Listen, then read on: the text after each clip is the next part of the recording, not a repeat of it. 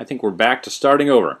So this is Chuck again, and we're now in our third of my series of videos on administering the CRLS website. We've just finished creating a race, which I named after myself, and if I click on this race, you can see that it shows a map of where it happened, gives a date and a time, Cambridge Boat Club, and it has a description of the race here, although we haven't said very much about the race, and that's how that works.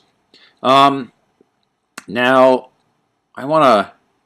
one other thing I want to do when we edit this event, for some reason it's set to, it's not right now allowing comments. It's important that things allow comments. I think I may need to reset that so that the default is that it allows comments. We're using the comments in a way that you'll see in a minute, but so now I've turned on comments, and I'm going to update. And now if we click and reload, when we scroll down, it now has team lineups to be announced.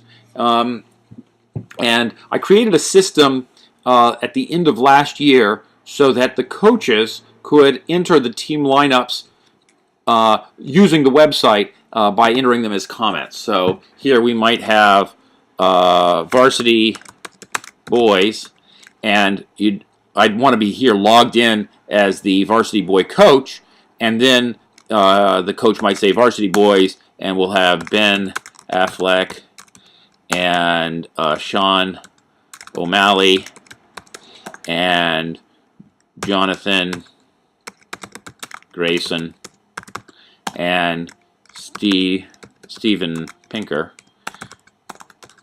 And that's our varsity boy lineup for this first race. And he posts the comment, and you'll see now it says Webmaster Chuck.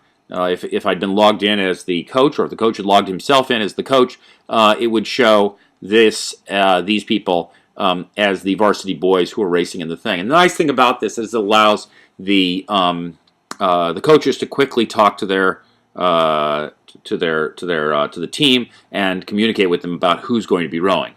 I'm not sure that the current coaches are excited about using this feature, but I'll try to show it to them and see if they're willing to sign on to that.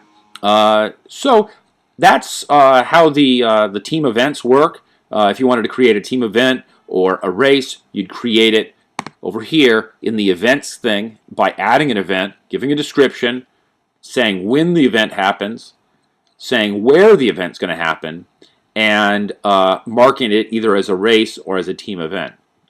Most of the racing venues that we have exist in the memory of the website. If you want to see locations that we already have in existence, you can click here under locations, and there's a quick list of all the different rowing clubs where I've already entered information.